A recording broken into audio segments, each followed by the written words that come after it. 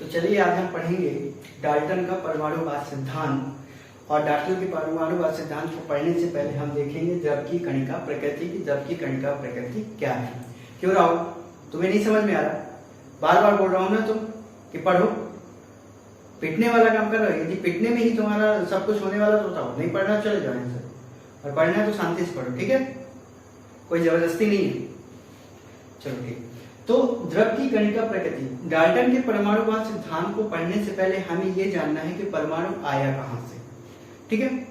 तो सबसे पहली चीज कि हम जब भी कोई पदार्थ देखते हैं तो हमारे या आप सभी के मन में कहीं ना कहीं ये जिज्ञासा रही होगी, या हमसे पहले जो लोग थे उनके मन में आज हजारों साल पहले से ये जिज्ञासा थी कि जो पदार्थ हम देख रहे हैं, जो पदार्थ हमारे पास है, वो कितने छोटे हिस्सों से मिलकर बना हुआ।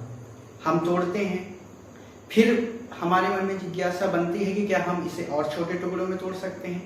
फिर और छोटे टुकड़े में तोड़ने के बाद फिर एक जिज्ञासा होती है क्या हम और इसे छोटे टुकड़े में तोड़ सकते हैं। हम इतने छोटे टुकड़ों में तोड़ सकते हैं, तोड़ लेते हैं कि हम उसे अपनी नग्न आंखों से नहीं देख सकते, माइक्रोस्कोप की हेल्प से देखते हैं।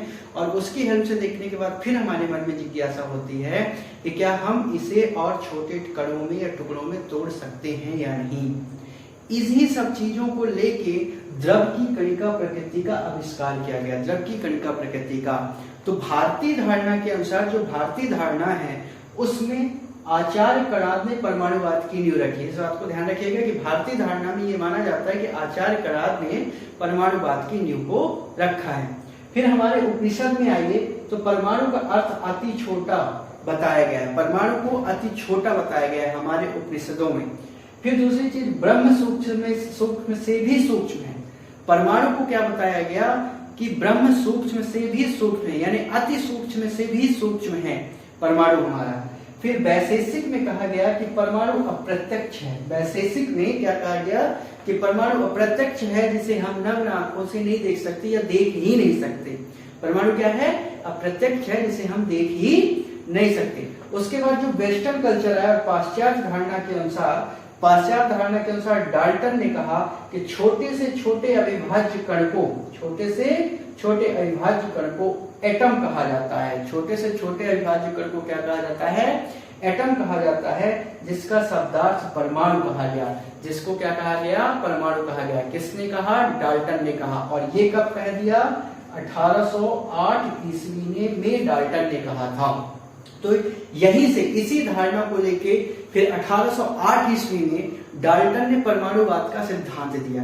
उन्होंने अपने सिद्धांतों में बहुत सारी चीजों के बारे में बताया और बहुत सारी चीजों को एक्सप्लेन किया। तो डाल्टन का परमाणुवाद सिद्धांत क्या कहता है उसके बारे में जानते हैं। तो डाल्टन का जो परमाणुवाद सिद्धांत है वो 1808 ईस्वी में दिया गया। कब दिया गया? 1808 ईस्वी में, जिसमें कहा गया, पहला पॉइंट है कि पदार्थ अत्यंत सूक्ष्म अविभाज्य तथा अविनाशी कणों से मिलकर बना है, जिन्हें परमाणु कहते हैं। जो पदार्थ बना है वो कैसे बना हुआ है? अत्यंत सूक्ष्म अविभाज्य, जिन्हें हम विभाजित नहीं कर सकते, बहुत छोटे छोटे टुकड़े हैं, अविनाशी, और जिनको हम नष्ट भी नहीं कर सकते, ऐसे कणों से मिलकर बना हुआ है। जो दूसरी बात उन्होंने बताई कि आकार, आकृति तथा द्रव्यमान में किसी एक तत्व के सारे परमाणु एक समान होते हैं।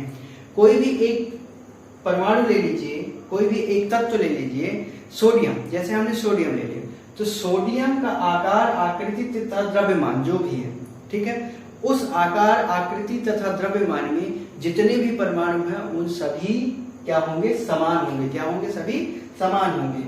आकार, आकृति, द्रव्यमान में अलग अलग तत्वों के परमाणु अलग अलग होते हैं। यदि किसी तत्व का अलग अलग आकार है, अलग अलग द्रव्यमान है, अलग अलग आकृति है, तो उनके परमाणु भी अलग अलग होंगे। कैसे होंगे? अलग अलग होंगे, एक समान नहीं होंगे। किंतु आकार, आकृति यदि द्रव्यमान एक समान है तो उनके परमाणु भी एक समान होंगे। चौथा पॉइंट उन्होंने बताया कि एक ही अथवा अलग अलग तत्वों के परमाणु संयुक्त होकर यौगिक बना देते हैं।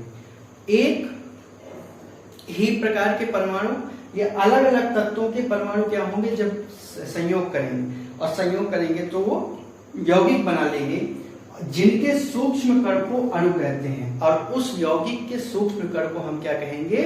अणु कहेंगे। ठीक है। पांचवा जो पॉइंट है, परमाणु आपस में एक सरल अनुपात में संयोग करते हैं। परमाणु क्या करते हैं, सरल अनुपात में संयोग करेंगे। परमाणु क्या किस अनुपात में संयोग करेंगे, सरल अनुपात में संयोग करेंगे, 1:1, 1:2, 1:3, 1:4 एक्सेट्रा। तो ये 6 पॉइंट जो आपको दिए गए हैं, 6 पॉइंट मेरे हिसाब से क्लियर हैं कि पदार्थ अत्यंत सूक्ष्म, अविभाज्य, अविनाशी कणों से मिलकर बना होता है। एक ही आकार, आकृति तथा द्रव्यमान का जो तत्व है उसके सभी परमाणु एक समान होते हैं। अलग अलग आकृति, द्रव्यमान और आकार के जो तत्व हों उनके परमाणु असमान होते हैं। एक ही अथवा अलग अलग तत्वों के परमाणु संयुक्त होकर यौगिक बनाते हैं और उनके सूक्ष्म हिस्से को या सूक्ष्म कण को अणु कहते हैं। परमाणु आपस में एक सरल अनुपात में संयोग करते हैं, जैसे 1:1, 1:2, 1:3, 1:4 इस अनुपात में संयोग करते हैं। इसके बाद जो एक और परिकल्पना है या कुछ और पॉइंट्स है इसमें डाल्टन के परमाणुवाद सिद्धांत में दिए गए, वो पॉइंट्स आपको क्या दिए गए, उन पॉइंट्स को हम जानते हैं कि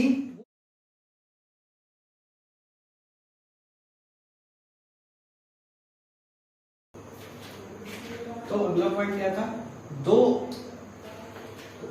अलग अलग तत्वों के परमाणु एकाधिक अनुपात में भी संयोग कर एकाधिक यौगिक बना सकते हैं। यानी बोल रहा है दो अलग अलग तत्वों के जो परमाणु हैं वो एक से अधिक अनुपात में संयोग कर सकते हैं और अलग अलग प्रकार के यौगिक या एक से अधिक यौगिक बना सकते हैं। जैसे एग्जांपल के तौर पर, उदाहरण के तौर पर देखें कि सल्फर और ऑक्सीजन संयोग करके अलग अलग अनुपात में संयोग करते हैं, एक से अधिक अनुपात में संयोग कर लेते हैं सल्फर और ऑक्सीजन, वो 3 प्रकार के यौगिक बना लेते हैं, SO, SO2 और SO3। तो यही बोल रहा है कि दो अलग अलग तत्वों के परमाणु एकाधिक अनुपात में संयोग कर एकाधिक यौगिक बना सकते हैं। फिर ठीक है, रासायनिक अभिक्रिया में भाग लेने वाला परमाणु सबसे सूक्ष्मतम कण है, यानी किसी भी रासायनिक अभिक्रिया में भाग लेने वाला जो सबसे सूक्ष्मतम कण होता है वो क्या होगा, परमाणु होगा। और फिर किसी भी रासायनिक या भौतिक विधि से आप परमाणु को ना तो नष्ट कर सकते हैं और ना ही उत्पन्न कर सकते हैं। ठीक है, ये डाल्टन के परमाणुवाद की कुछ परिकल्पनाएं हैं। इन सारी चीजों को लेकर डाल्टन ने अपने परमाणुवाद सिद्धांत को प्रतिपादित किया। मुझे उम्मीद है कि आप लोगों को ये सारे पॉइंट्स मैं जैसे जैसे बोल गया हूँ याद हो गए होंगे। आप लोग पढ़िए, ध्यान से पढ़िए, मन लगा के पढ़िए, बहुत ही आसानी से केमिस्ट्री आपको समझ में आएगी।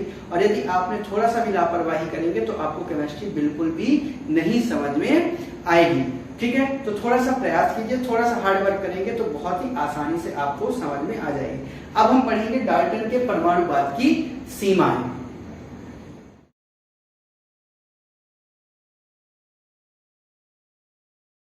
डाल्टन के परमाणुवाद की जो सीमाएं हैं उसको हम पढ़ेंगे, लेकिन उसके पहले आप लोगों को क्लियर हो गया होगा कि डाल्टन का परमाणुवाद सिद्धांत क्या है। परमाणु, कोई भी पदार्थ अविभाज्य, अविनाशी और सूक्ष्म कणों से मिलकर बना होता है। अलग अलग पदार्थों के परमाणु अलग अलग होते हैं। एक समान तत्वों के परमाणु एक समान होते हैं। एक अलग अलग तत्वों के परमाणु आपस में संयोग कर यौगिक का निर्माण करते हैं। ये बहुत सारी परिकल्पनाएं हैं जिनको डाल्टन ने अपने परमाणुवाद सिद्धांत में समझाया, बताया कि परमाणु क्या है, परमाणु सबसे सूक्ष्मतम कण है, किसी भी रासायनिक अभिक्रिया में भाग लेने वाला सबसे सूक्ष्मतम कण है। ये सारी चीजों को बताया। परमाणु को किसी भी रासायनिक और भौतिक विधि द्वारा आप ना तो उत्पन्न कर सकते हैं ना ही नष्ट कर सकते हैं। इतने बड़े सिद्धांत को देने के बाद भी कुछ कमियां रह गई। आखिर क्या कमियां रह गई और क्यों उनमें कमियां रह गई, इन चीजों को देखते हैं कि आखिरकार डाल्टन के परमाणुवाद सिद्धांत में क्या कमियां थी। तो उन कमियों पर नजर यदि हम डालते हैं तो पहली जो कमी थी वो थी कि अलग अलग तत्वों के परमाणु में भिन्नता का कारण नहीं समझाया।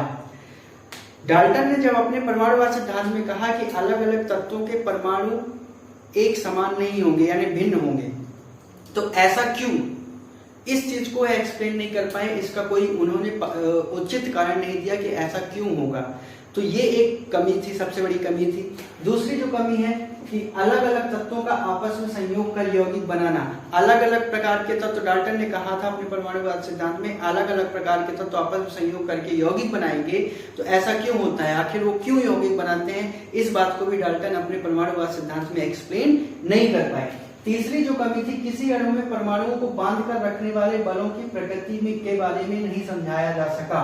किसी अणु में परमाणुओं को बांधकर जो बल रखते हैं उन बलों की प्रकृति को स्पष्ट नहीं कर पाए।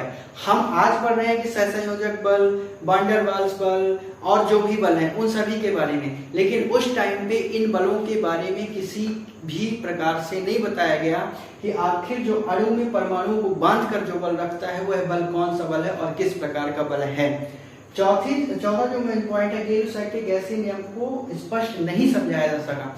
गेरुसैक का गैसीय नियम क्या कहता है कि यदि दो या दो से अधिक गैसें आपस में संयोग करके उत्पाद बनाती हैं और यदि बनने वाला उत्पाद भी गैस है तो उनके मध्य एक सरल अनुपात होता है। लेकिन यह सरल अनुपात क्यों और कैसे होता है, इस बात को भी डाल्टन के परमाणुवाद सिद्धांत से नहीं समझाया जा सका। और एक आखिरी जो मुख्य जो पॉइंट है कि अणु और परमाणु में भेद नहीं किया जा सका। डाल्टन ने अणु और परमाणु के बारे में बताया तो, लेकिन उन दोनों के बारे में कोई भी डिफरेंसेस नहीं बताया। उन दोनों के अणु और परमाणु के बारे में डाल्टन ने भेद नहीं बताया या उनको अलग अलग नहीं एक्सप्लेन कर पाए कि क्या अणु है और क्या परमाणु है। तो ये डाल्टन के परमाणुवाद की कुछ सीमाएं थी। तो यहीं पे डाल्टन का परमाणुवाद सिद्धांत समाप्त होता है। मुझे उम्मीद है कि आप लोगों से डाल्टन का परमाणुवाद सिद्धांत समझ में आ गया होगा और डाल्टन के परमाणुवाद सिद्धांत की सीमाएं भी स्पष्ट रूप से समझ में आ गई होंगी। अब हम कल चलेंगे अगले टॉपिक पर, दूसरा टॉपिक पढ़ेंगे। लेकिन उसके पहले आप सभी लोग जो क्लास में बैठे हुए हैं उनसे मैं बोलता हूँ कि आप लोग नोट्स बनाते जाइए। नोट्स बनाने के साथ साथ लिखते, कॉपी में बकायदे टॉपिक बाय टॉपिक लिखिए और उसको रिवाइज करते जाइए। आप रिवाइज नहीं करेंगे तो आप नहीं पढ़ पाएंगे, आपसे केमिस्ट्री नहीं बनेगी। क्योंकि साधारण सी बात है, केमिस्ट्री एक ऐसा सब्जेक्ट है जिसको आप रात को पढ़ेंगे, सुबह आपके माइंड से स्लिप हो जाएगी। इसलिए रेगुलर जब आप उस चीज को रिवाइज करेंगे तो ही आपसे केमिस्ट्री बनेगी, और यदि आप रिवाइज नहीं करेंगे तो आपसे केमिस्ट्री नहीं बनेगी। ठीक है, तो और किसी को कोई प्रॉब्लम, कोई इशू नहीं है? स्वस्तिक, अभिनव, जानवी, ऋषि, किसी को नहीं? चलिए ठीक है, तो अगला टॉपिक हम बाद में कल देखते हैं, आगे देखेंगे अगला टॉपिक। ठीक है, चलिए ठीक।